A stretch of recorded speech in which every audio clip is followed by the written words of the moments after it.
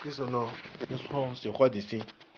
non si qua di in co bro giusto se mi faccio me wa io mi dormi. E sono e wede, e sono e wede. Io beni no, bra ho beni no ni ma so ton do san me wudo akon san me wo. Lo io do bi bewe.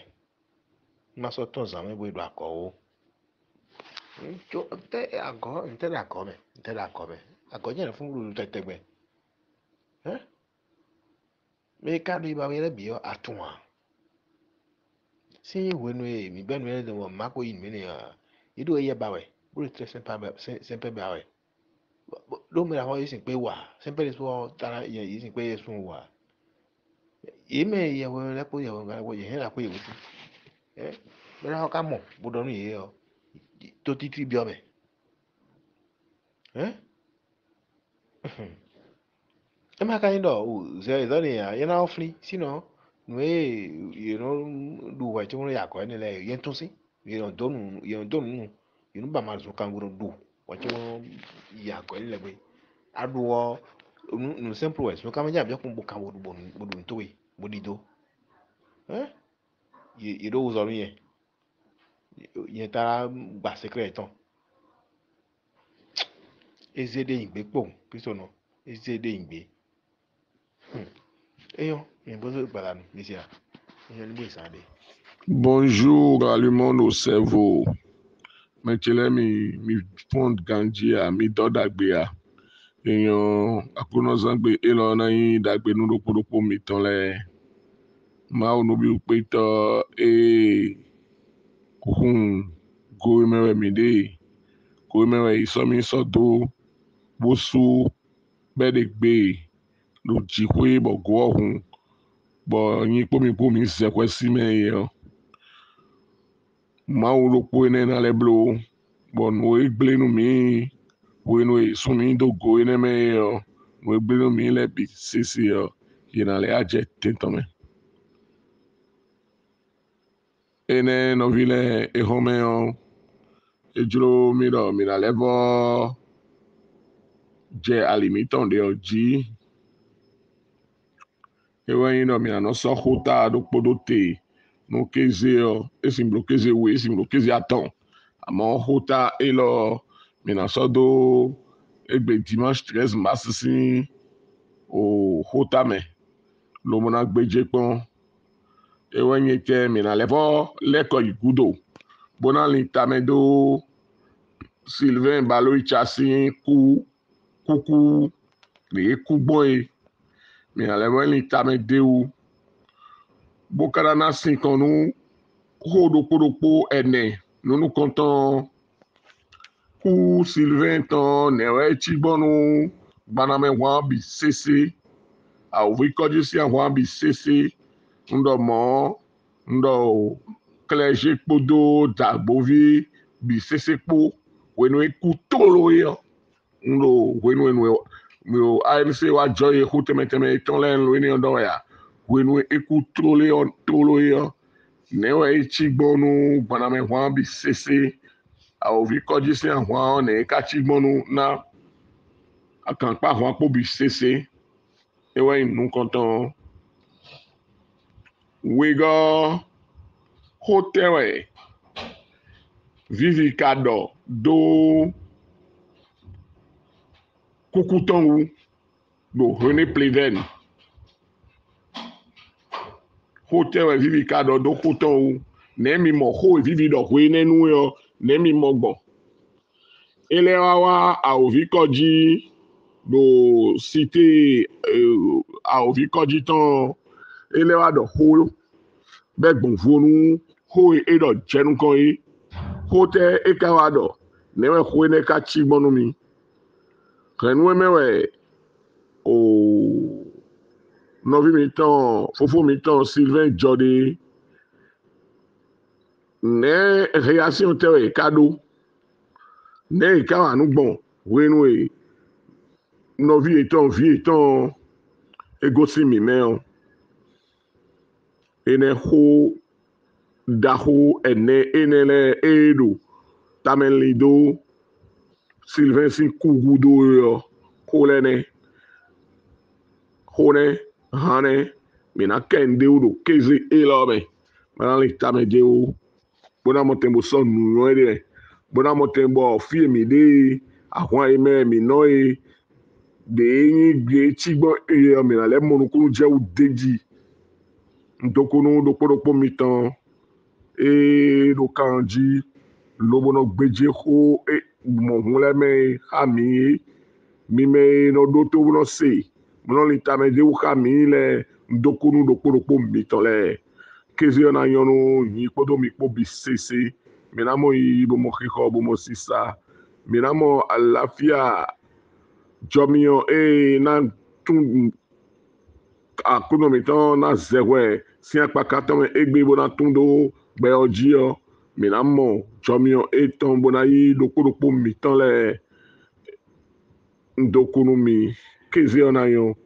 Kokoko do aliment le cerveau si agbadzi ne mi gade bon mi fon ganjiro fia mi fon meton ndogbenu fofo dada de do file bi kpakpata ndona bon fi bona réagir do kode fofo si se dotin ko kwa bi azome donc ko jan bi azon mene fofo si se do wede nu Sylvain Baloyi chaque réaction était quand une réaction miton andi réaction miton quand on a eu une grande perte parce que Sylvain Baloyi est une dynamique bon newe kana kubon wo mede ka sepo mede ido mawo wo mede sepo mawo somo na ache plan de wo yene ache plan de wo yene na wo kana kubon bon mi wa sise do mlo yito nduru menewe na we kana to nduru mene gbon mele kana bayi mo yido nouvelle we donc clergé gbe ton le bayi. Et si j'ai bonne mémoire, c'était le 25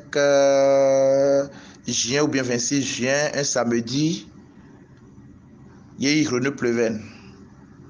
Bon, des rapports de Mele Bainamihan, il y a des Mao Nitolo Waton, et donc, Emiko averti Sylvain plusieurs fois. Donc, maton, monoton le zameo, ajan dugbato ono dugbado keze, monoton zameo, était tout yabouno nano yi lieu de festivité les a dit. Et yabouno gan nano lieu de festivité les a dit si pour cher bonne mémoire. Donc, ye oui ouais. Donc, meka oui les, emi tu eme bi, emi tu eme bi, à moins de Sylvain Coudion. Nindo emi maukpo emi mai maukpo a ersun erodon eraton oui c'est au mon attendez bon ensuite en cas ça c'est bon Sylvain Baloyi chasi mele yegbecho domi kuja ikcho mais dès e wa bon finalement le asia na de yemon kunje me bon pa vidéo ene wendo na do pour bien son mais quand on est sur bonne journée à vous là aussi c'est pour les petits propriétaires quand on dit merci to numiru agbadabra birosa ni mi fon ganja ja kendo ore fofo sisi di la teji pe o wende fofo mi tan balon cha Sylvain ko ra wa me o pour vous dire vrai Kresili mi kakabo intesa tun gbe me de shune ni o malheureusement shune ni o mauvaise nouvelle wense to shune o me to se de jenu ko directeur et gbajenu école normale si asokuyo gbeni gbe mi se kuton e lo kuku e be te bo 5 minutes abele yo mi lo mo se Sylvain ko bona ko te ka mo se Sylvain ko donc ni lo choc tant parce que ni lo mo se Sylvain lo ka dom lo kuku e mi dai lo dio ani so te we lo reserve mi te we e to khasimi krabo ati mune lo ji zo jiwe mone a ati mulo kikiwe bete kayin mite ati woto ani kawe khasiwe dimi pour vous dire vrai khasi dimi kaka bono rekpa etedi teka kikiwe et je vais commencer par me poser 1000 questions et puis on s'en voit no yiwe te we amisa memo we no le nkolo àwọn amẹ́hàn pé mú àmísà no ganji àwọn kí no ko pa oh resi bio besoin que maintenant mais pour dire ANC o wa ko ki bo resi o e wa ilo ye tete ka bwa ibi parce que débat de une level si wa si la ANC de jo trop woso et dans son façon mais maintenant là et oh nkolo vacciner contre tout ti so na pa cha mi àwọn mais c'est parce que bon début bolo ma ouais ouais quand elle va dire de laisser dire et nous tout résumer c'est pas si vous me comprenez et nous tout résumer façon donc nous quand on est dans le dernier ressenti oui on ouais trop ni digressi bon digressi da wow elle est dans empoisonnement bon et bon ma ouais le fin bon empoisonné mais non bon ibi mais non wunye diyan ni yo iye dimbo yo dagbo diyan bẹ̀yà empoisonné diyan hun c'est fini ibi neme lo me lo kaka don kuro empoisonnement wo ani ekran yen de lo di auto donc j'ai commencé par me poser beaucoup de questions et ni wa donc de wa ko ne prévenant ni te ya donc ni o je a force le gudo di pevire ni te si a fait gudo moi mais bon couton do resimi tellement que non tena ya parce que men diyan mais la paton tout on est dans le coucou empoisonné va il donne bon mais les va Congo quand même on a coup banalement donc et je me non seulement je me bon ya mais moi c'est audio là bon et fan là dans là ni ka teso ni tesi audio gandia on va parler que j'étais sur le choc ça fait que prendre l'importance de moi mais wele wa awovi koji lo cité o eni audio ni o c'est terminé parce que nkolo moyen de me pere mais nous edo le de budo sans ça pourquoi j'ai dit ça parce que et donc quand on mi ni o do nu emi lo ne eni o pacha yen ko me o do nu emi lo je que ebi ko bi ago eni o teme o ebi na gbe ni mo se ko gbeto pe ho lo ya mo se po ma o po e ho lo e ba ni ka yin lo o do ni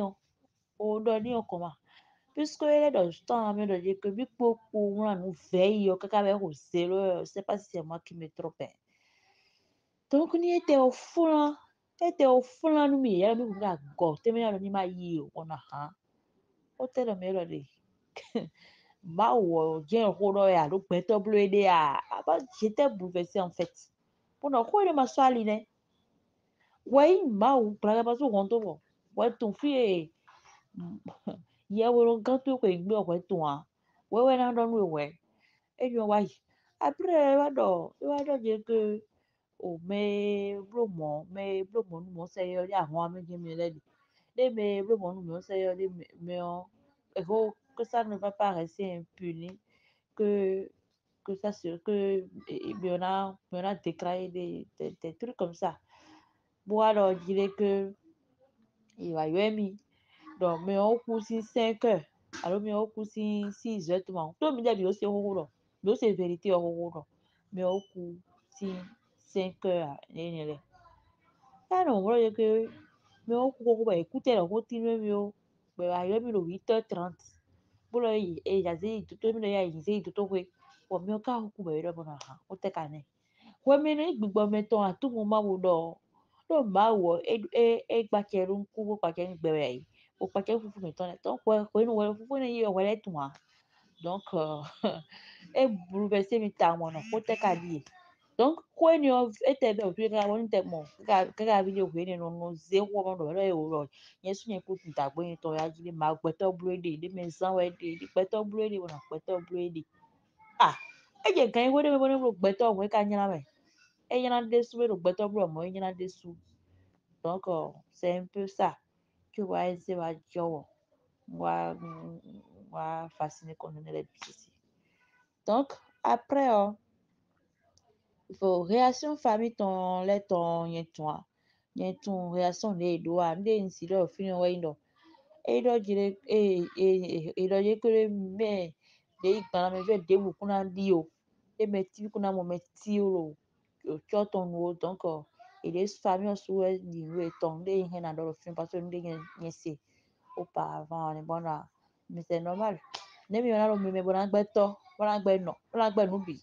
Bona no mi me bona kona se to yo don e bi bo bi. Demi kana wi pa empoisonnement bo ma wo ka te le wo sauver ton an. Ni le place et ton moi manger yen na do si. Donc c'est un peu ça ndé nti lo lo ko egbe ton wo ne. Bon, ndé le remarquer Bon tout me support remarquer ni o. Si wende mo se si ven ka ku o ni àwọn àgbà. Ndé remarquer ne. Do si wende mi se ku ton gba le pon je nleje sima chichi nleje bizarre chichi kwa. Ba wa e wa lo mo lo block ka bo. Aku won ai so no fofo mi ton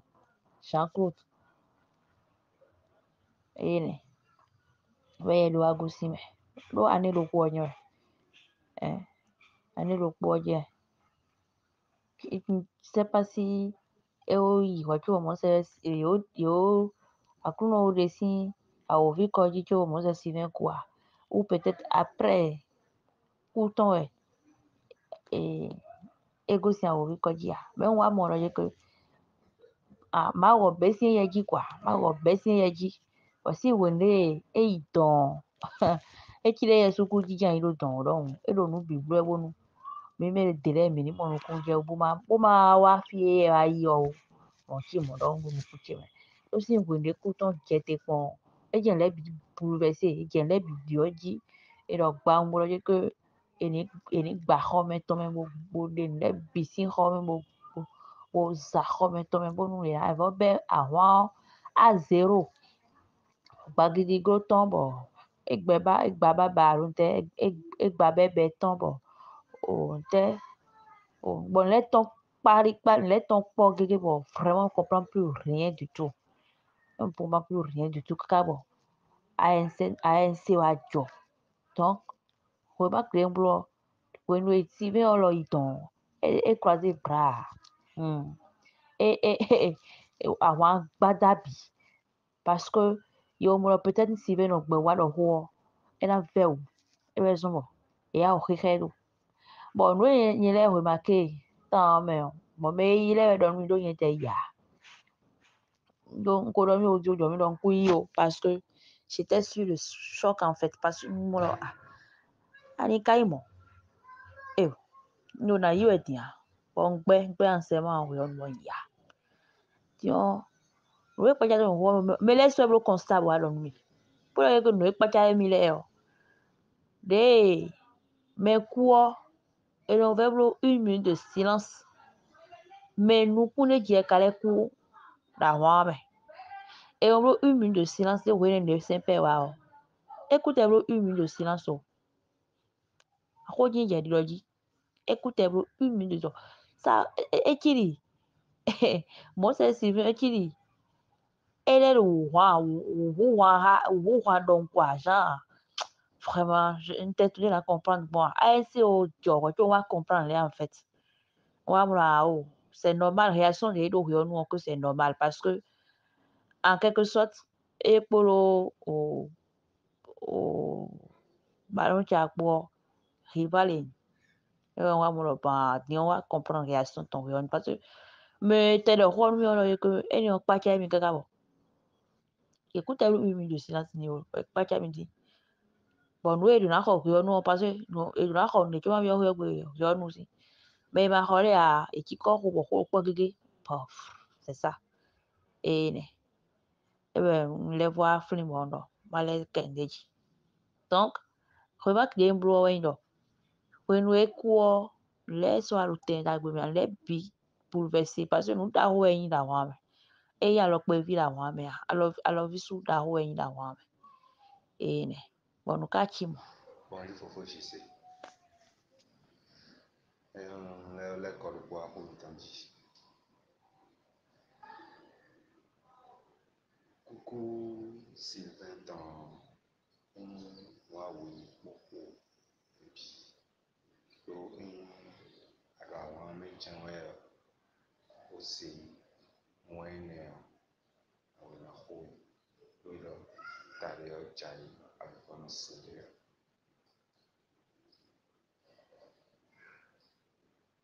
So, quelqu'un qui est intérieur, appelle-nous. On a un peu plein. Jangan pelan ya suruh pemadam media si keke gue ya gue sih me punya kusan baik aku gue ini gue apa ya moi j'ai tout banadi ero ekupa empoisonnement comment nka dans ce sens-là des on va dire que j'ai eu la chance peut-être je peux dire ça bon, rencontre étant les nouveaux réseau étant bien organisé pour nous assister d'abord et tenir discours de l'air. Mais en cas pour le pouvoir dire que mais elle mi ba kabo mais c'est pour nous bon ma fait tout aller côté moi quand même mi bon au moins on to yomi o pen o zai ai ka mi ton leji ah mais on zai nous tomber do ko mon kotana pour être tout moi quand même era wa ese ku so na gba mi o e me ko le lo donc kúrò kú ènìyàn lẹ́bà wí fún ẹ̀jẹ̀ ó kàn mí ẹ̀lẹ́jì ó pàtí ènìyàn dìyàn kíkà tó yẹ présentement nínú confondre à quoi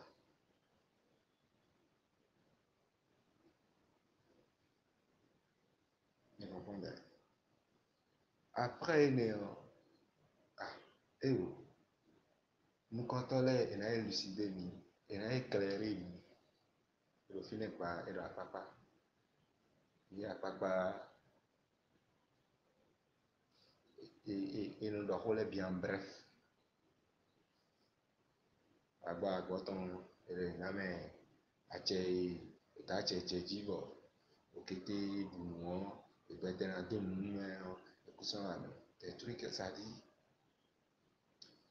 ça dit et non chambouler les bi comme des trucs à tout donc les que me wa non me avant me ready comme ka de me les ba me zé me les de justice peut-être et non me les démarches mais là j'ai dit on c'est où mon coton donc nous ayons bon pacha tege boyin do je ayin peto lugbe gbogbo àwọn ẹni ọmọ ẹja wa nous ayons les kokoro na ko yin bu kun ba kan ko ba lo pere ça peut être sofeja koruto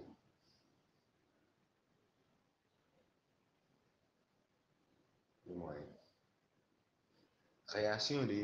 vivre à dolo on vit quoi dire bon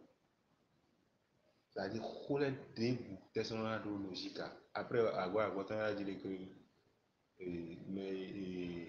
mais le code l'auto dire que faut que j'y sais pour avoir ton lait pour aimer le coup de l'air ou pas avec jamais ça dit des incohérences quoi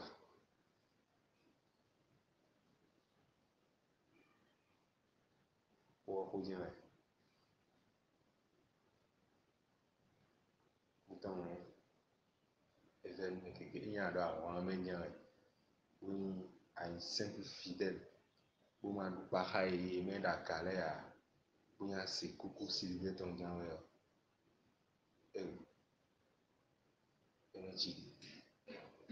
Création famille ton délire. Après tout, on a essayé de dire que non, c'est normal. Moi, bon, pratiquement, bon. Mais les gens nous tout après tout, on va comprendre la relation familiale parce que on va se dire que dans une famille, tu vois, donc c'est normal que la famille a réagi. Kokokolo, Agbaki, ça, ANC, bonjour. Mais tu l'as mis ma fond quand dia. La fidélia, ma fond bon. Ngoto ojo tu ele bi. On a le remarque diable, on y là au mon bleu. On a encore coupé nous pour tout le monde na mon dieu mais mon doigt pas ni on peut perdre au il doit dire. On le balai chakou ni o.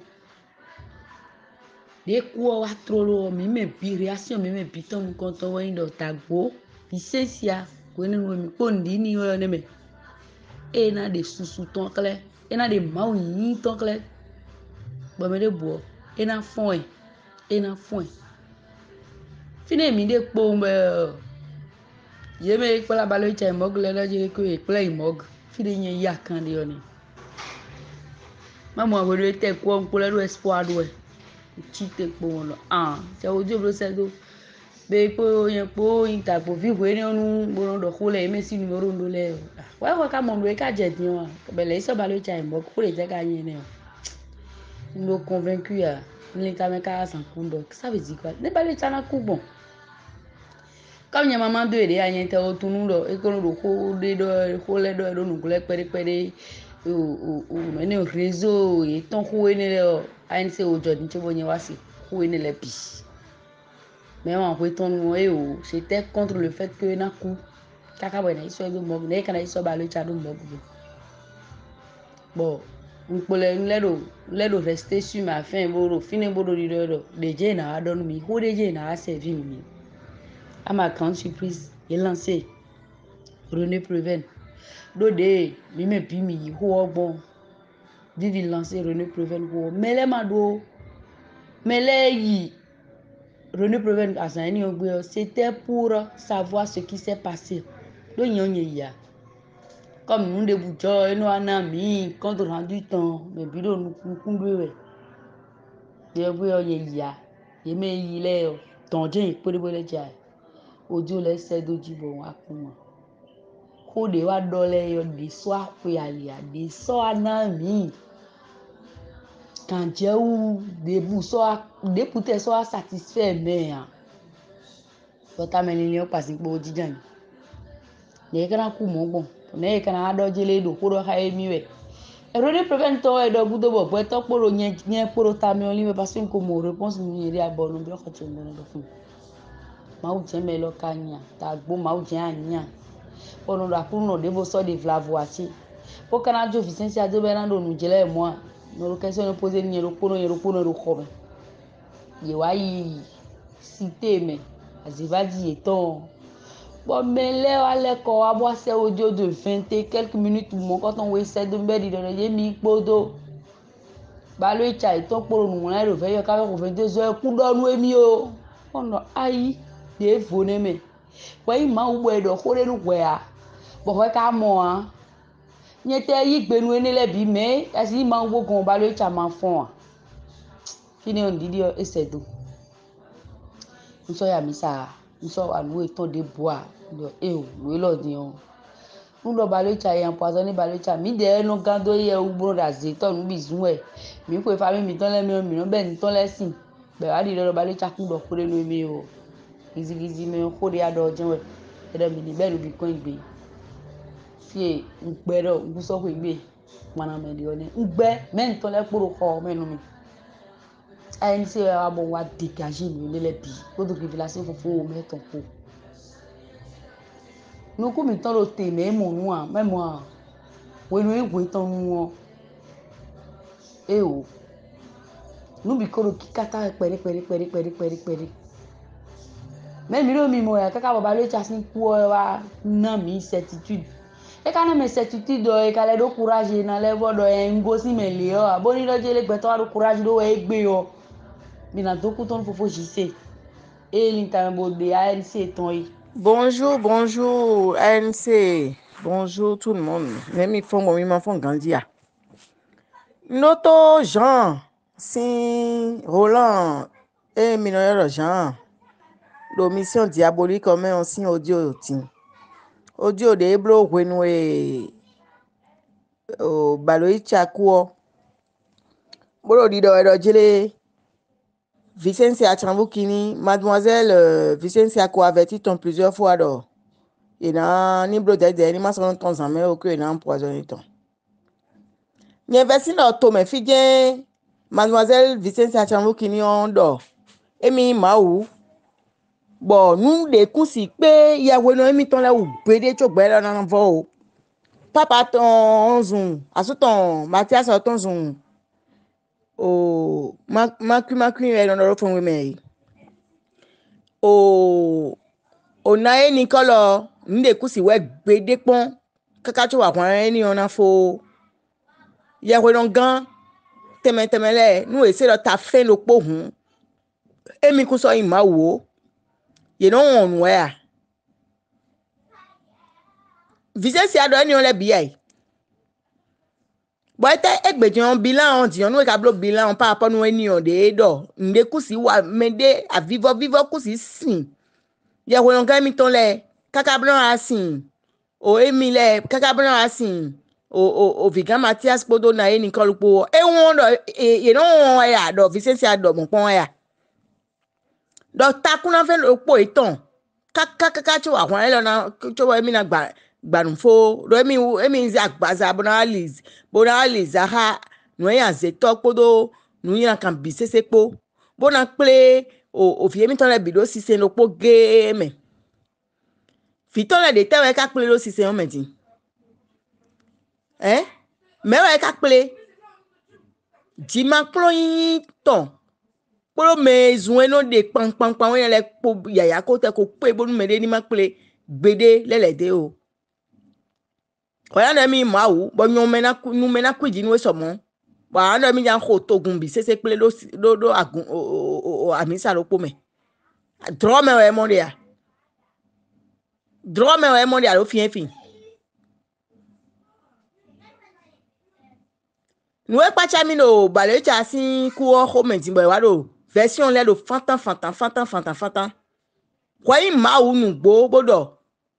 boka ko dak pa don a vivo ku non simende o bo bras droit weton de weze yin avec po yin bras droit to e bo we po no blo nu bi kaka cho mi asisi e jino we po no izan bo mi lo même lo dugbe bon ya we ni ko mo me we ton pon bo wi lo ko mo me ton pon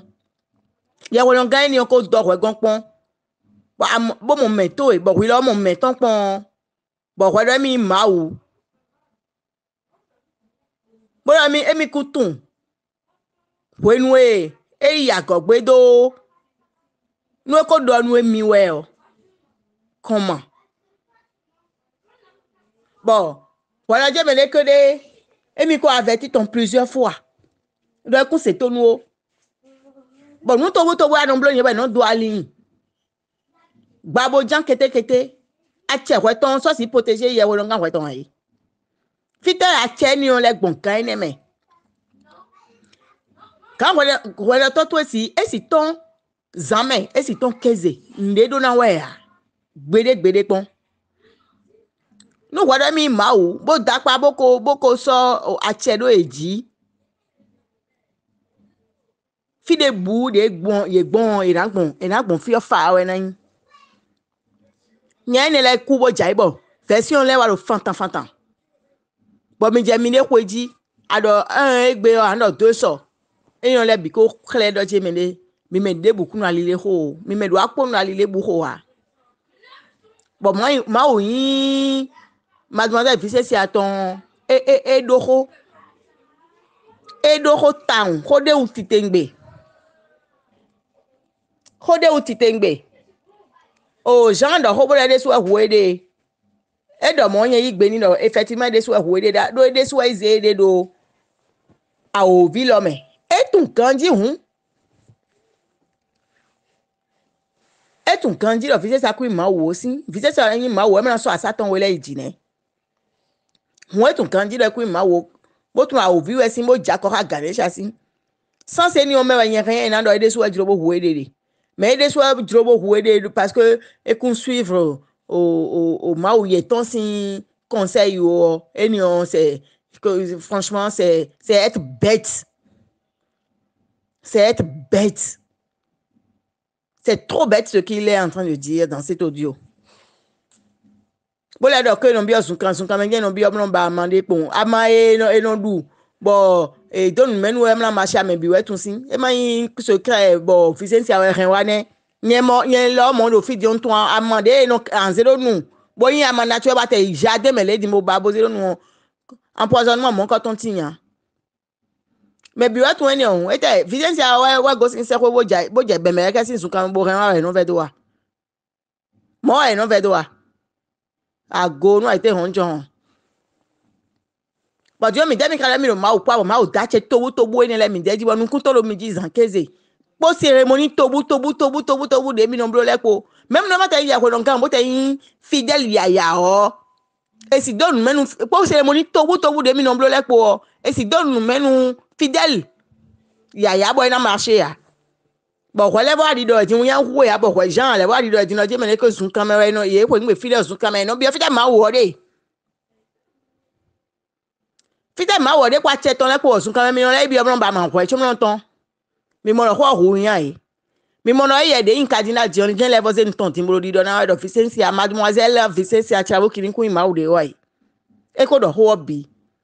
me po le ko do wele ton we bala wu do ye so do to ai ka so do nkun an e bla u ta un parce no ite no do to nu e de su no do sinu mele o yi so si po me ni o le gudo ti yan ye do not no je business ye ton kon we de business, escroquerie, gangsterisme et quand on mène on les dehors et quand je ma ouais na mon kunje me l'idée c'est bon mais bien mon courage boire le courage le khode bo petonado bon on se cachait pour le dido mi me bi huzu mon dido nu mi dele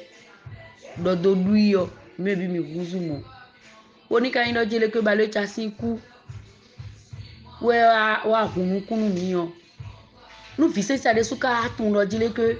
ni mi do balo chasi ku woni eteja wiwi gbe boni de ete na blogbon ni egbo do je emlan beaucoup on peut encore accepter de dire les cantons et bien jido mais le mot empoisonnement c'était trop pour moi donc écoute si le mot aussi be ku me pere o ne mi kana blog babo chambe na do que balo chale et blanc empoisonnement ni aji mi me lo le ni balo chado e empoisonné we ne mi me lo tona achi we ni odo e de bele détail le me ko le aje tito je ka be do je ko le akoji we ibe po ye we no to le po ta bo bi le po ro po bo no chao wa mi sa igbe to na ye na ye we no gan be chite lo bo donu me ni be ntago bi we blo wa mi sa te mi ko ngbe hu me do so si me do kan ni bo me do ne si bo me do nu wa s'il y a plus l'harmonie, il y a plus la confiance, bon, ami ça déteigne ni onji. Et des sono koron nu koron ma do so do jide domine le wude o. Bo lo le biwa do jije o, ntesi ami ça mi kra ya jita me ne le bi ni wa pasi po bo jijan. Avec tout ça, à la fois déserter le forum. Nous dit ça ya me Vicente ya comprend quoi. Et lile à sa manière jusqu'à e be sino je le de mi do mi me biwe yi gbe bo poropo yi si. Tu vois elle se wa khale do jele. E ku yi fi biwe no dade bono so sin ku ka en ton le e to yike. Ba ron gbade bo mi doro fi lo egbeti. Ne kana do ro ma usan, bo ma u fi, ma u sin ye bono gan e na poison le to. Nou ko ni o ma na tameli ni me poro ton le a ni ba le chasi ku o de fon ni de le do muzen bon. Do akwe bi ne ko ici mi si ne mais on avait pas quelque chose mi do prove de bona ganje wona do e lo do khle do fi sesa ku ma wo wa o ba le chasi ko wa khle gbe bi fon do jile ke ekun ma wo mais malgré ça gbe to poro ton boro système eni o me yan de sin lo je ke mais po ton le pin ni te to mi to pin ni no mi to il y a plus rien à faire pour que ceux-là se retournent parce que lui on a dit ba to na ko ku le bi fu iko che bifu ko nte rien na le ajo gbona me ko amedi e pe nu peto i peto ro me di boku peto ta bo vi di bla i wo mo di no me boku de na lo je ke ye ku di nu vicency awe ya rien il y a rien qu'on puisse faire ou bien qu'on puisse dire bon il me pose dans les na le ko le kabla o e bla o kana su ni mi mate ko on do fi wo ro jele vicency a parfait podo Mathias yo vegan po genzvulu po na suwa. Même si ANC m'a existé, il n'a soutien. Notre rôle ici est que mes bénis vous. Même moi, je me demande si mes si Jaguar, mes dévots est-ce que mes les gens nous couvrent. Les gens nous couvrent. Et c'est déplorable. Donc, il faut être vraiment un aveugle pour ne pas voir tout ça là. Kokoro ANC. Na mi fama njia. Dada krikri sin ho nyan taloni audio de zi do. Ouais, ayi mawu. Et dakpan mi no tolo me fi. Do no pokuna wa. Meido. Nwene o me frele o. No pokuna wa ikaka chumna wa yeweno. Mona wa yeweno gan. Mona wa gan ito mi ton le o. Ti wa di do jori ke o ede so wo de Vicency ama wa dagbe debu mi. Ni do o foro mo nje me ni do ru di do mi tope de o ne wa mi de me. Nye se ni ono le bo yiku devo kwa. No le yiku devo. No me ede me bo kulelo. Me ede me bo fi kudo yi, asi kudo yi, asu kudo yi, asu gbe yi, asi gbe yi. Bo no le po. Kudi do debo enu ni han c'est que nous blanc nous tanwe inu lo di me peto ibi o. Nous blanc nous tanwe, nous me bi. Me vi makudua, me asi makudua, me asi magbe, me asu magbe a. Nous bi gulo kwa me ton bika yi o mo. Nous blanc nous tanwe bo Vicency a po o ya to fin ton. Po ya o baba wo kunton po ataka e wa gbe lo bo kadino de me bo monto na ganji do ku ma wo bo no to mi de me le ye me bi na be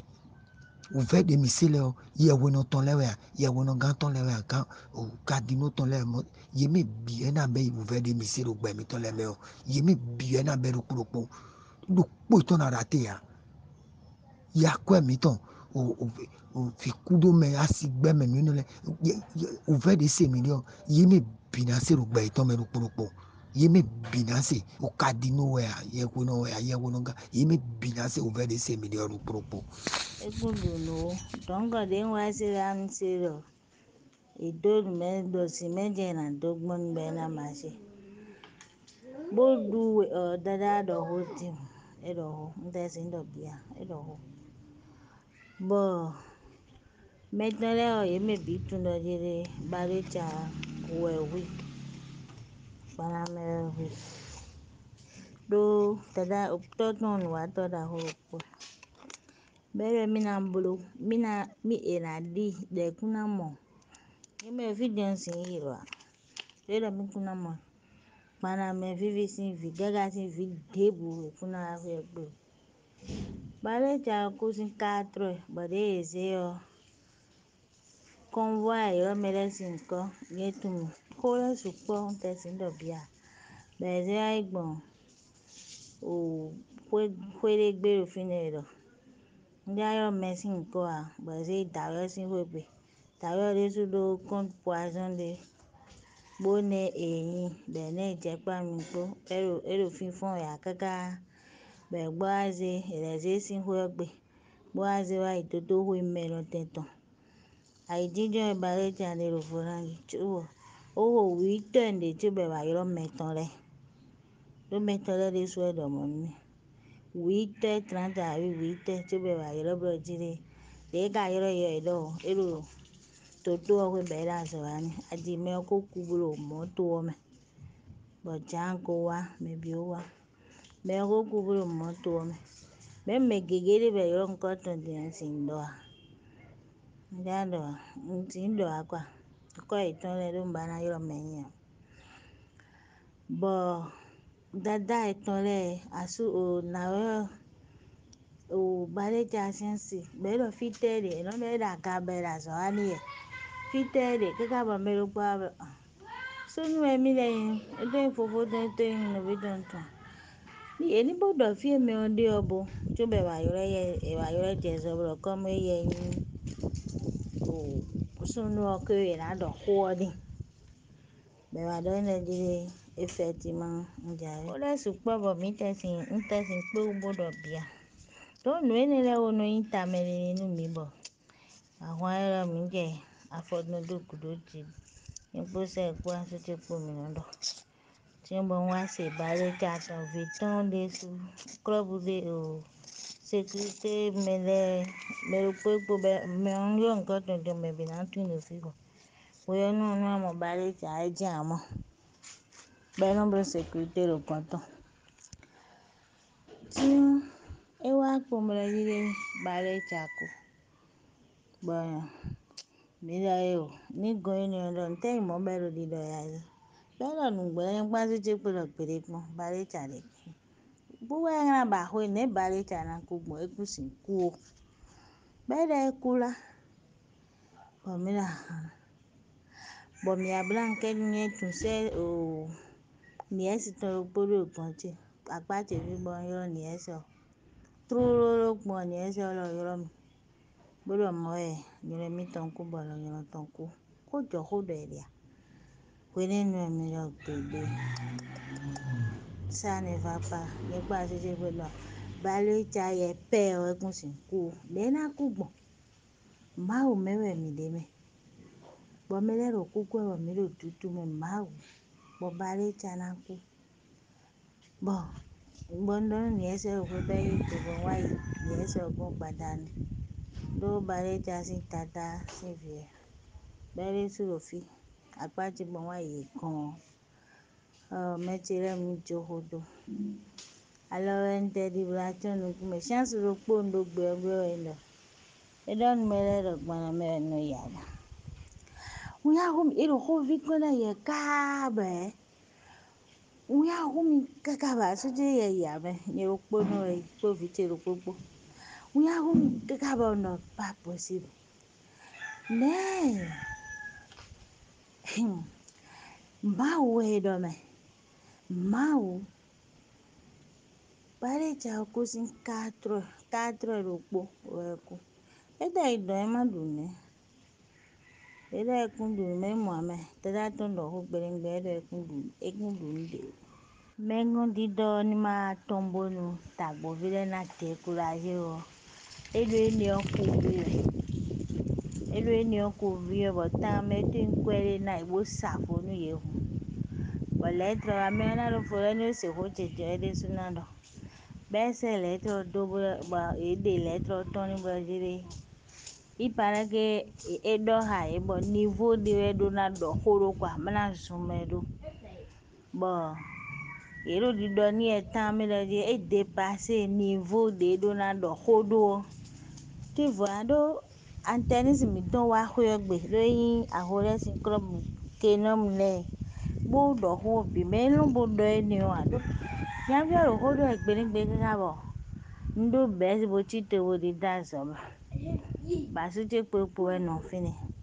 ba su che de so apo wa je lo di be do ho te bo nya bi ro bi ba di tro di o kwende gro de na tere wa ye me ro bi ba di tro di mi na pre me ogomo e na do o pre vu lo yesi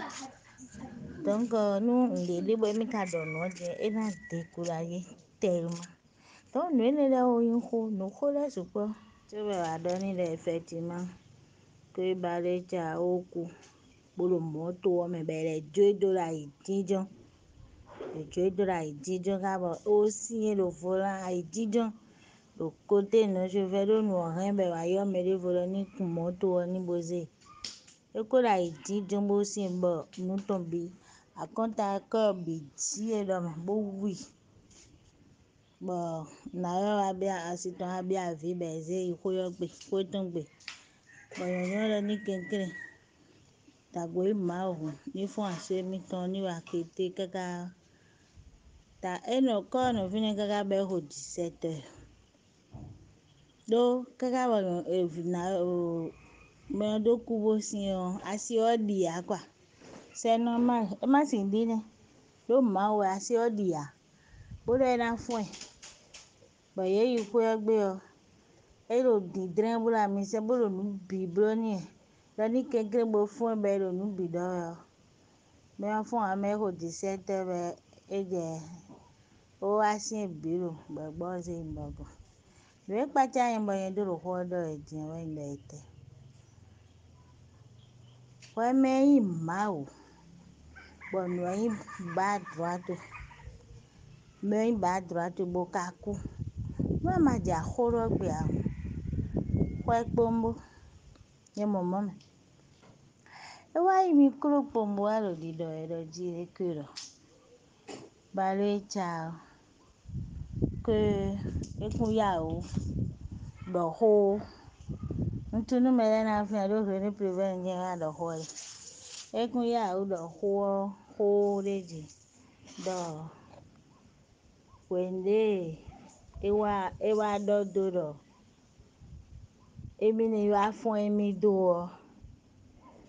kame ko ileji wele no chonu ye wele na wa mra fun yo kero kero ye o do fun mo ni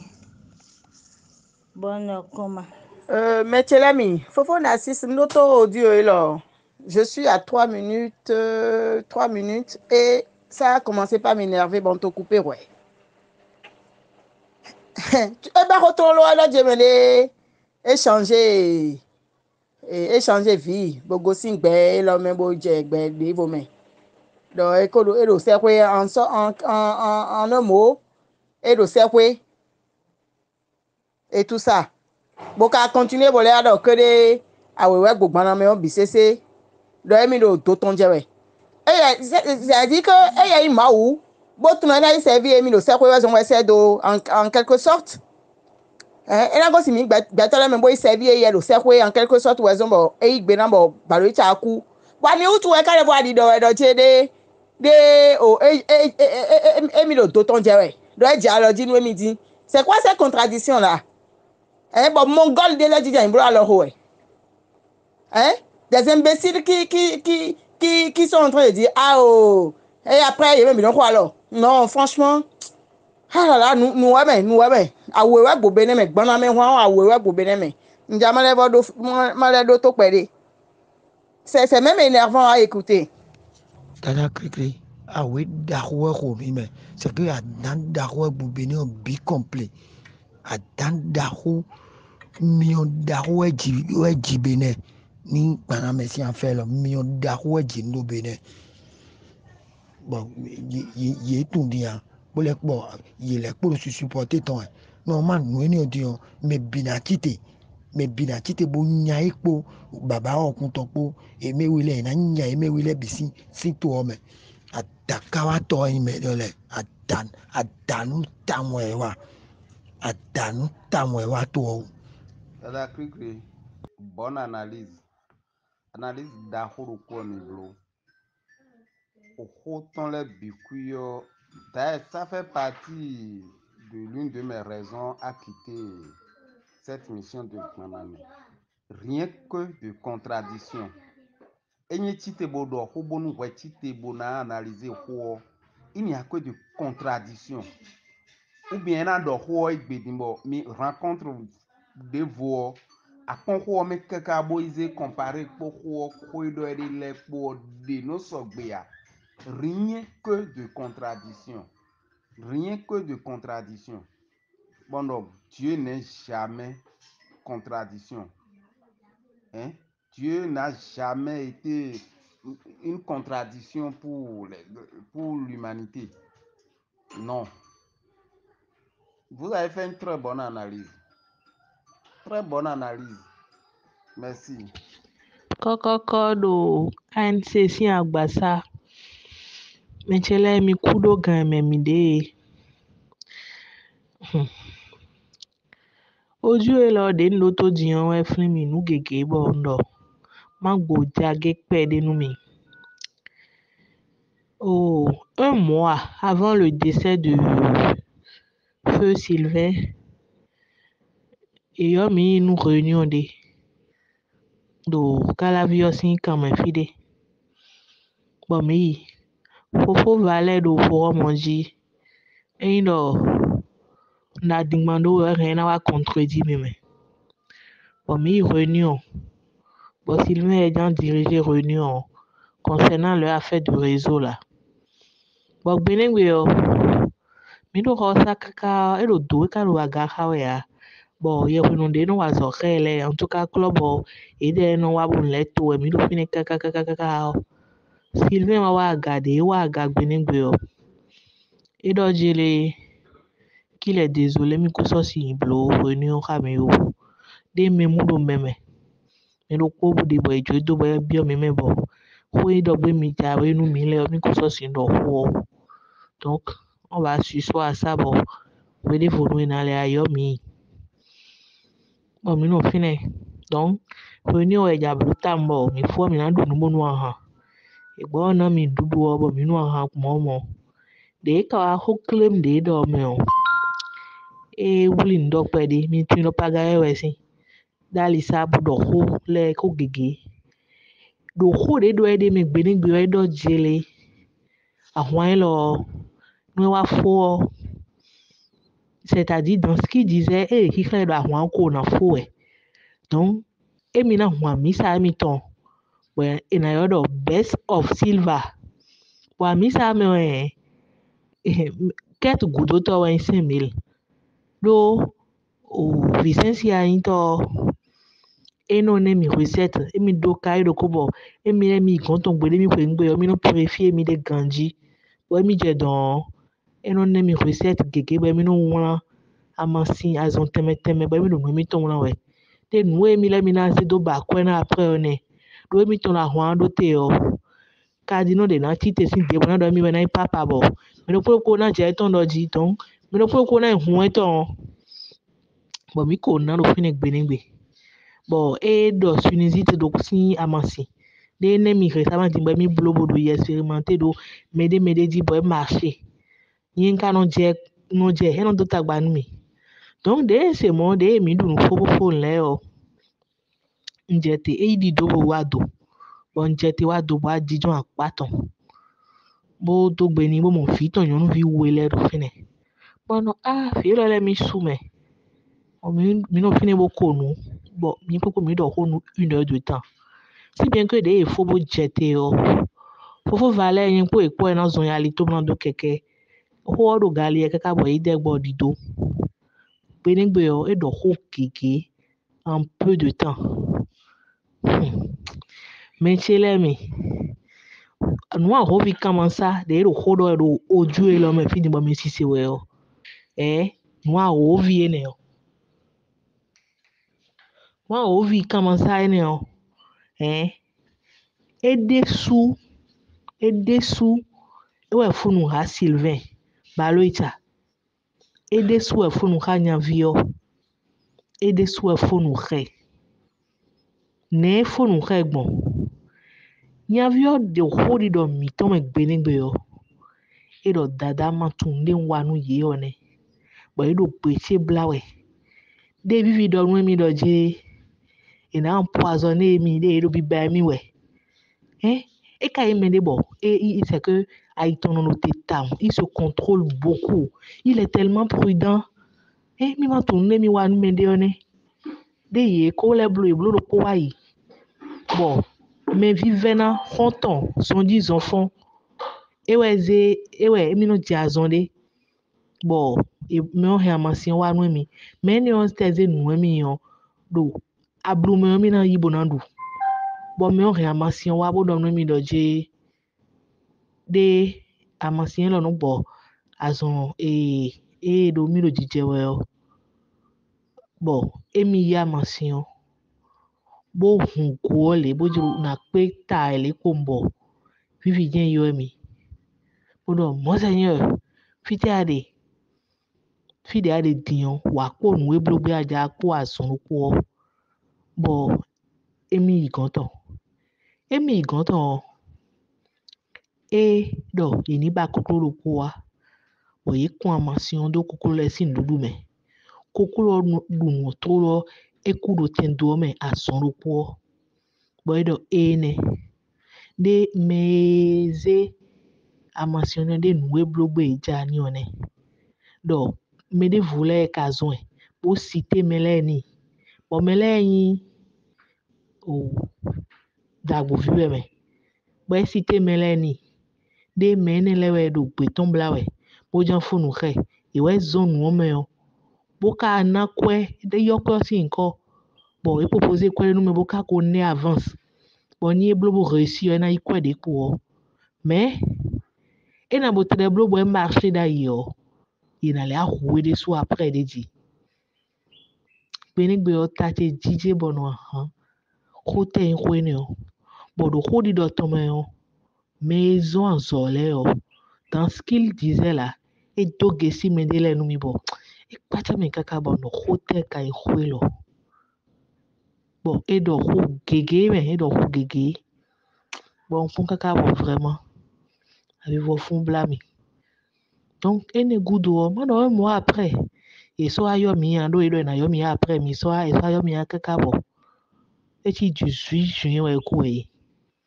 bo mi aro fine ku mbo ase do Sylvain ku bono do pede Sylvain si ku a ta bona fun di ai hun do won ta me mi do formation ji bo administrateur do information le na we en même temps bo iwe we e wa ya pon mo gudin so yi me bo nu bi fo bo mi wa se do je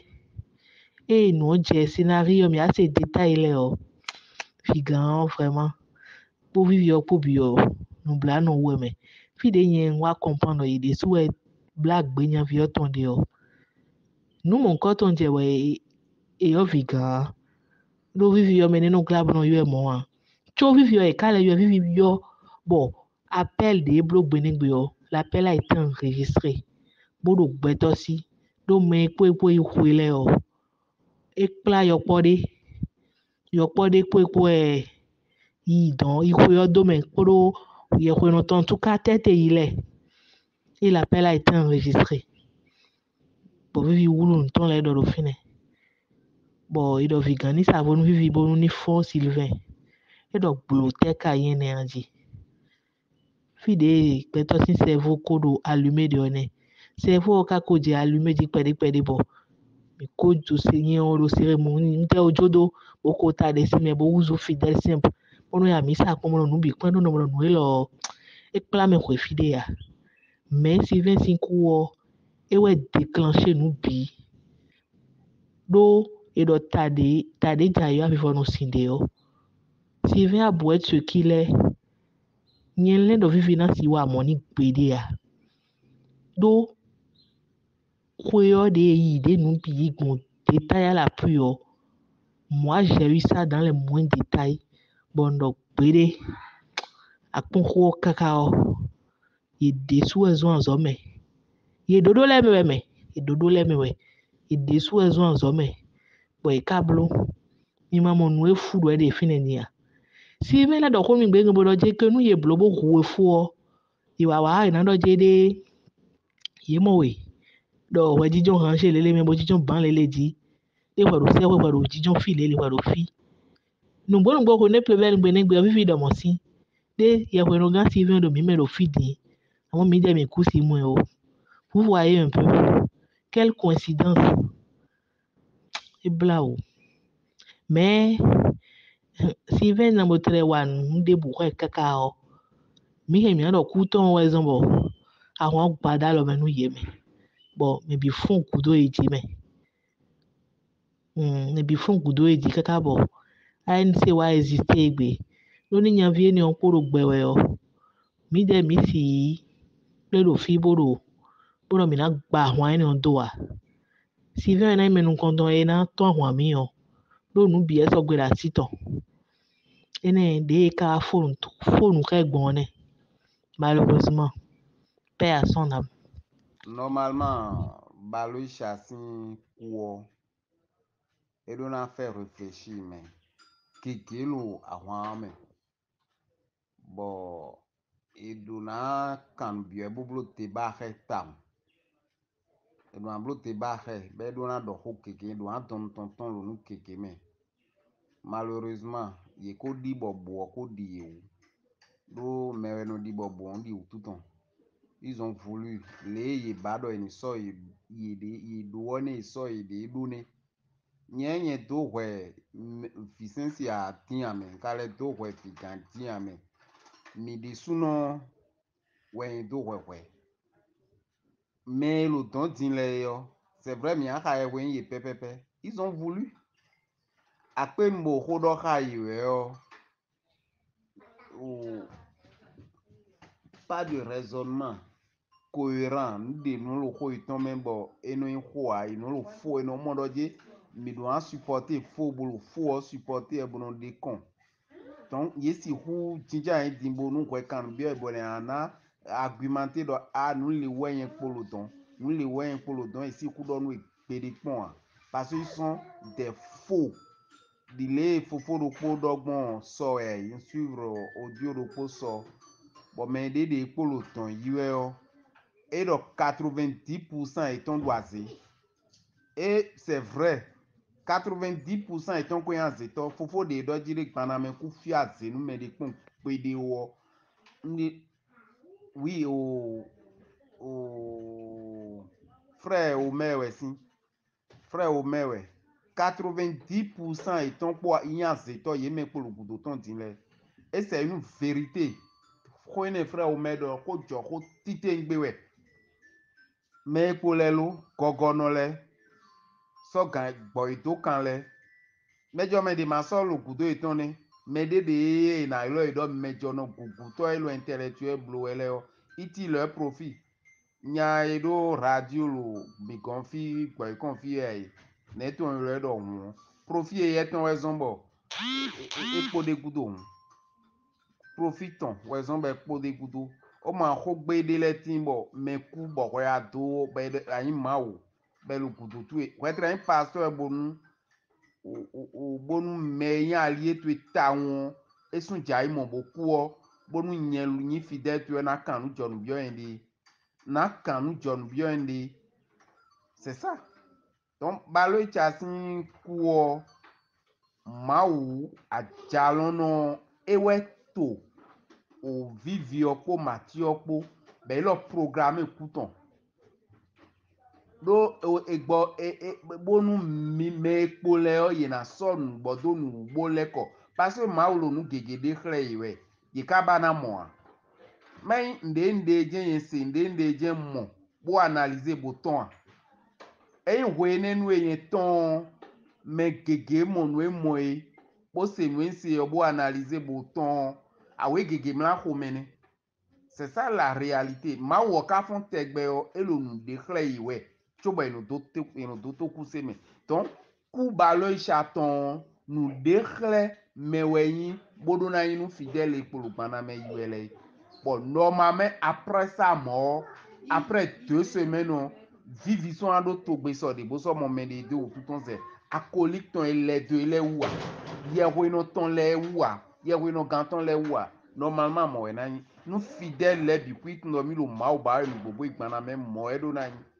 merci tout à l'heure. Écoute, Dieu, j'ai vu que vraiment tu as tout dit. Tout a été dit. Leur système, leur stratégie pour avoir le maximum auprès d'eux, vraiment tu l'as décrit. C'est un esprit malin. Ces gens-là, vraiment, mais on ne peut pas comprendre au beau des zéros, nous l'homme au début, vraiment. Esprit de animé au début, vraiment. Sinon, beto de yazo, mais bouillon, lui, ma grand photo, mais ma grand photo, mais les esprits, là, beau timélé. Et tout ce qu'il disait au début, les gens ne voyaient rien. Ils ne voyaient que par Dieu. Ils ne voyaient rien, ils ne voyaient que Dieu. Dieu qui est venu. Quel Dieu? Vraiment, faut dire. Maintenant, des médailles pour les sons, nous, il y a des médailles pour les sons, c'est qu'aujourd'hui, dans le monde, mais sous nos Didier, nous avons gloire pour notre esprit. Esprit qui viendra encore détruire leur vie. Esprit, nous avons essayé de briller, pour nous lier, aider les esprits, les coups. Mais esprit, nous avons détruit béton. Nous avons venir dans la photo. Mathias et Vincent sont là. Vous voir comment ils vont finir. Vous allez voir. Moi, c'est que type Mathias aussi, nous verrons que Mendei séminaire pour éducation à cause de la gloire, aller chercher tout ça pour mettre plusieurs âmes innocentes dans ce désordre aujourd'hui. Plusieurs âmes innocentes dans ce désordre. Moi, hier, aujourd'hui, par exemple, j'ai rêvé. Bon, le rêve de Mathias, et le pape sans Womeli, bon, mais le doi, il y a sauvé de doi, et il fouille, jusqu'à ce que Kakaboy le coup. C'est le rêve que j'ai fait hier, aujourd'hui. Bon, et moi, il est poli, mais il poli, tout le monde, j'étais à gagner deux. Kakaboy le coup, il pas pour l'homme, je te jure. C'est ce qu'il va lui arriver. Moi, là, nous verrons ça parce que, surtout mon petit frère qui est rentré dedans, la Narcisse, bon, il prête. Et non, c'est un frère que j'aime tellement que, début, il soucie, bon, il soucie. Notre maman pleurait à cause de ça. Et Bédin, et Vivinami, c'est lui qui m'a mis sur le forum pour écouter un peu tout ce qui se passait là-bas. Vraiment, quoi dire. ANC, bonjour. Tata Kekri, bonjour. Ntala Khomiton Elodji. Bon, avec Belo Gbememi, je dirais que, quelle que soit la puissance, quelle que soit la force sur cette terre, Maou Mavomavo, de no do, bedo, ino tien. Bon, ebloé, alors vi nous battons glo, nous quand Maou nous bon béton ni roé. Mina mourir dans ta roé le bon. Parce que, et donc, stroke quand on béton pédicpédi moi, et blau. Bon, nous, il bon, mais là, qu'un wo déboudia. Bon, il no couteau kakabo four, rassévé pé. Bon, il voulait s'élever couboui, ben, rofoya. Nous, mais les vlafo, mais les yikwe bo de bea. Ye bla nous mais les bloquer un yikwe entraîne nous ma do hoya. Mais débouder de participer, de s'élever si au coucou c'est dénonciation mais nous teme les pour la lettre. Mina molé ye bina fo bon pour ye na fo bona parce que on s'élever ton et si azot télé ma bon. Et si azo tili bo ma go e mede bu kuro para me wa me mo be ven e lo be ven a ovi ko di si mele o e ven para me si mele o e ven a so mo donc mede ko na le bo na le ale le piku ma go egbe ti yan e mo mi do e kun ma lo ji fi bo hu no e kun ma ti ton de le bi de teme o e ka tun ko ai gbe ro no ho bo ma wo da ji ku so de kun ma bo da no e kun ma ji obi o e no do axa lo bo ko no fo wa. Donc, récider, mais et bien, il a payé one by one. Et bien, il y a first day. Oh, Maoudi, tu es visite même Maoudi, né? Sylvain, donne-moi ce que les bijoux clés. Donne-moi ce que les bijoux clés. Que ces œuvres l'accompagnent. Nous pouvons venir nous dire que Bégbédé a l'île de Jack passe à ton dos.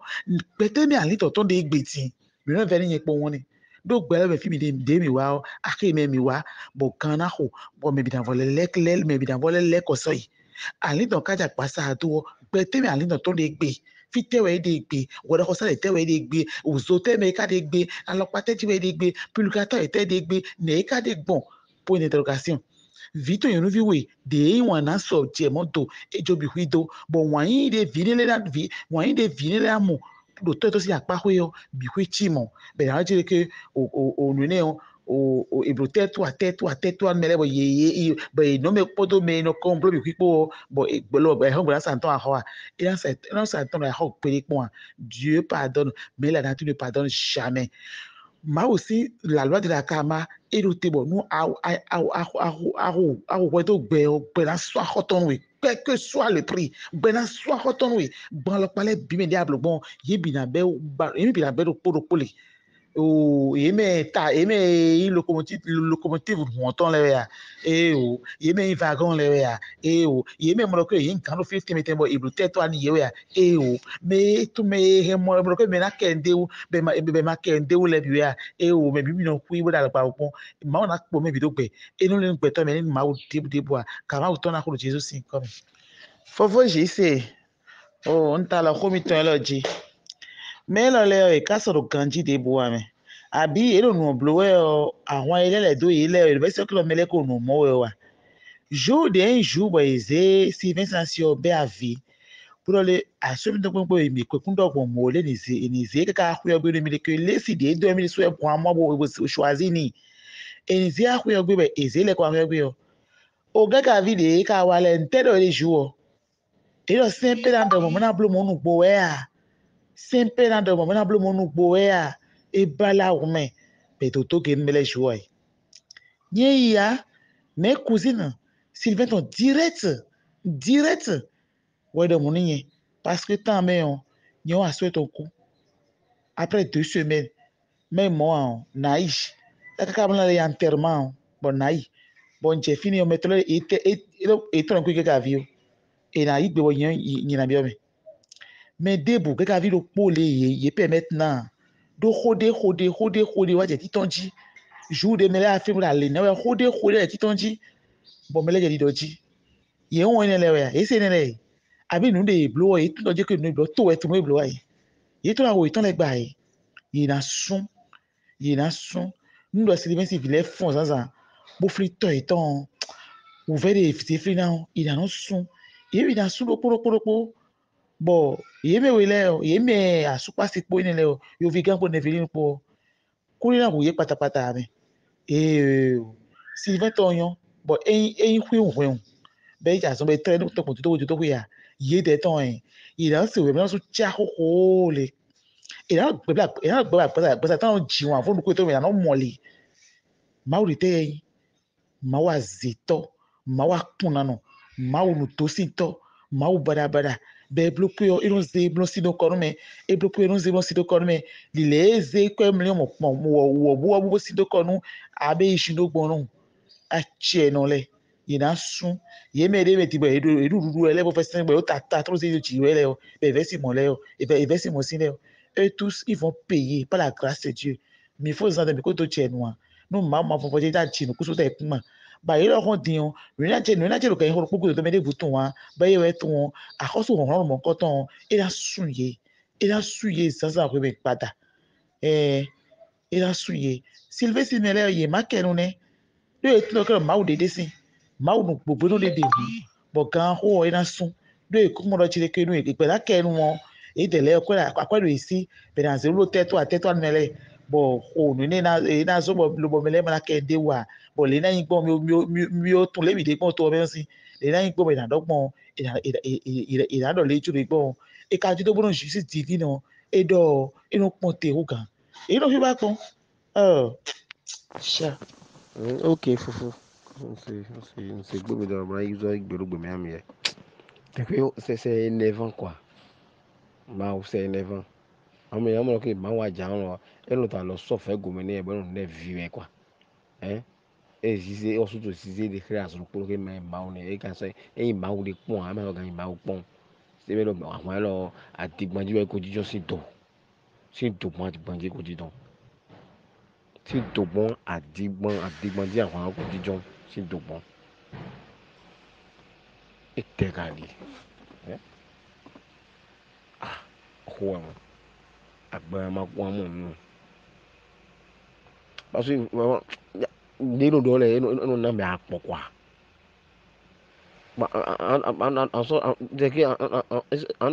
eso gandia ti amo gandia hey de fudi me balabala fudi me de aka atogun ota fula iwe mi ma mo gani chata so apo wo je mo yin bo gbede bo mere mo so ta wo je mo ye uje ma ina mo je na fu ama ina le na fu mo ri e ne veri na rouge we na to gbede tan me wo je ti wo je mo yin amelo de na fogo ya amai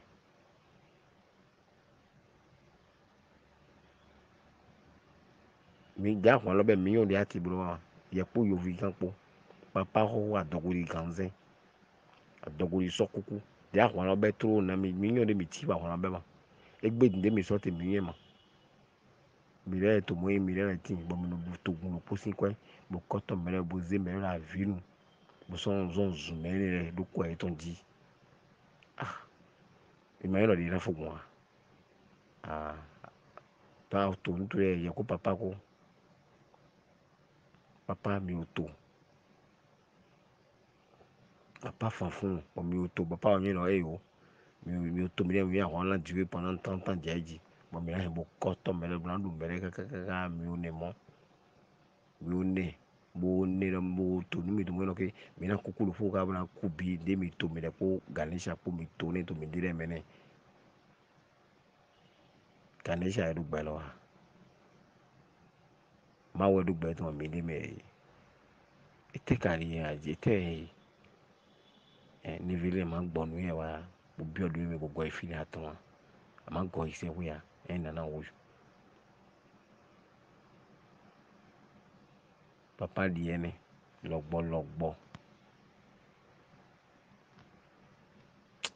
te no le come non si me qua te no le si qua akote mi dudu mi wete mi ka wudu mi wete mi hu ma we si re so agbasa bo iton o vi koji ima no avo so agbasa bo yima yen bo mi futo gnupo mo yi mere sin kwe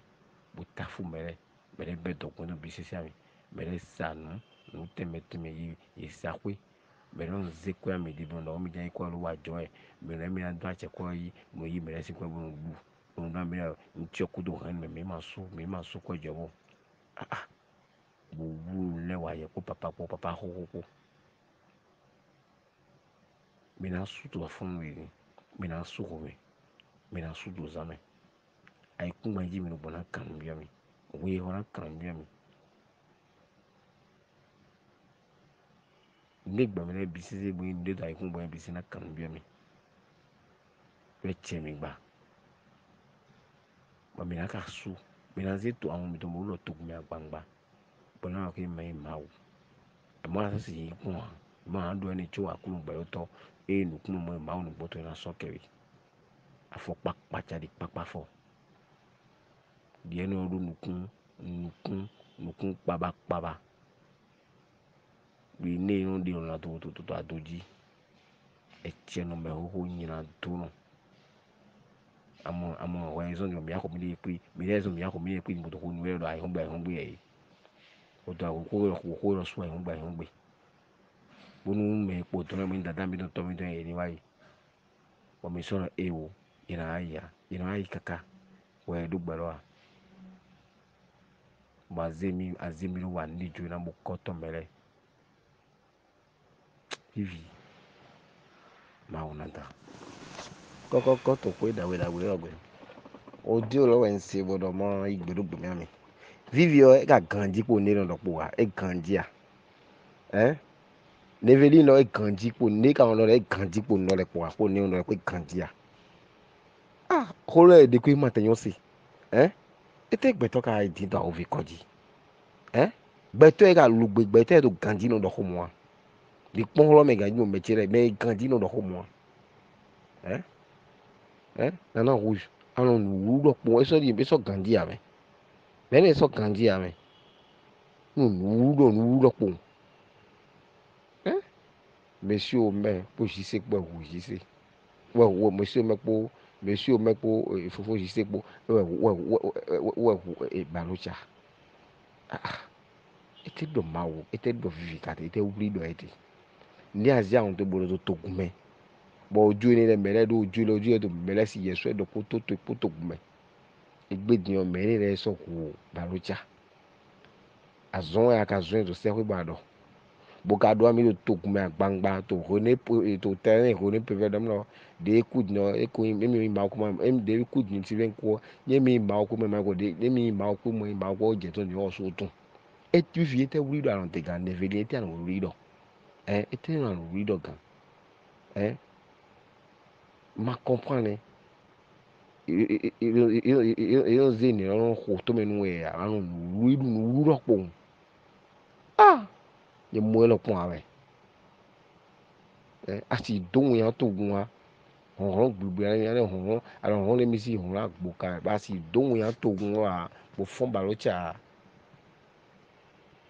popo mi no àwọn balo cha tun ya wa mo ni ya dia ni ana amoni na popo anu to yin mere business enu gbajo amuelo amoni na epo asiri everin magba igbe ansenu agbe ayibe ansenu ra in ba odea yo vegan mi na senu eso to na me apere epo ide eso na me ansenu pope de poku e go to de poku na business na e to ajalo no bo to se acheme e bi compare na ai ma o vampi blepon asakpe ma o to legba vo ndo ako botogbenu allumons nos cerveaux singbeta bi tonton Jean-Claude mi kudo ho yen to me o ame o agbaza cheji o ma o ta krikri ta lo ho mi ton eloji odo mi odo ho bi ma o mi te klon droit ena somo mi panu ko le bolo ho kan bi e so répond ma o peche ni mi panu ko bolo ho kan bi e so répond pon do ho bi o wuli edele lo ho si ebo agbaza che sro fun le blanu ho àmọ́ gbé alóyanya wa we àmọ́dọ̀ emi esin emi enjango emi enle ohron no debu no telo aklu no sinu kan aklu no miton de do mi ni fun san de bo mi fun bo mi lo mi de lesin gbese we yo ohron mo nko ton no telo nu konton bo ndi do ohron di ejete bo mi klam mi me de fio bi ohron mi to mi na mo de fe ton na chi yo ebla ta kri vraiment merci mi do ho bo mi te mo fi de wo mi wai e sade on ago bi allumons nos cerveaux se huebe de mi fo bo mi fo ya bi to gbenu me bi me tonton Jean-Claude se ho mi ton bi me de long à large me vraiment fino te kana se ho enion ba agbaza ton mana nyeke ya fino te na se ho enion ba agbaza ton mana nyeke ya vraiment ebiola me e ta fu yan fi me ton pon bo hu bo ache me baji bo do me le hu kete hu e do me de gbe oso e no do me de vu bo no do le me kablo ton ton do ho ton me kanji bo to do emi e blo no le àmọ́ debu no ton la klo no senu kon ame nti le no ton la klo no senu kon ndo po aso bi o to gongon me bo blo jo ton lo fine blo mi mo we bao tonton Jean-Claude ho ebla o vijito debu se ho elo apasa ton na so fun jenwe e ta fun yan vi me ton pon bo to e bo se kwedo nu kon ni bo to e bo aso bo so ho ebla o me ai bo awe o me on this one ma o mi to any on this one ma o ma no e me si ma wa me bi bi on this one ma so do e ma do ganji dai ne en fait on de do no tumbia c'est sûr e do problème de do ta glo me tu e se wa gbon na me tan me bo problème o ya donc en tant que le maïsé do urgence psychiatrique a et on a gbo ya etenaze do au niveau de nous et ton de homologie o inu kontin quoi et ma ganji ne de toute façon on de no do le demande cohérent ne àmọ́ yẹn lobi ba na kpɔn nte wo ka zɔn bɔ eye ŋudɔ ye te wɔ blo nu mɔkɔ tɔn nte ka dɔn ye bɔ ye blo parce que me o de nɔ hɛn kpɛ wa nu ye bo dialogue ni bo ye me we jen kan beto de nu ndi ale dom hey bo me de ko si me be ko ye bo ye de surtout no je meni o bras droit we me ne go ka oui nkaro audio le me se ka ti lo jalousie de sous le moment do côté piquant polo Sylvain po vivi sin côté do jalousie sin humeur de l'air au final bon est-ce que le vegan ouais non ouais blasé bo yehu nene wa parce que nye tout vivre des soutiens blasé bah oui directement abi vegan ouais blasé bah yehu Sylvain nous doit yete ouais abi vegan si côté ouais a nous me là si côté ouais ntens mo vivi simplement mais nous on quoi tout ne wani bo kale dialogue ni be don de bo no kan wezu e we kwa cha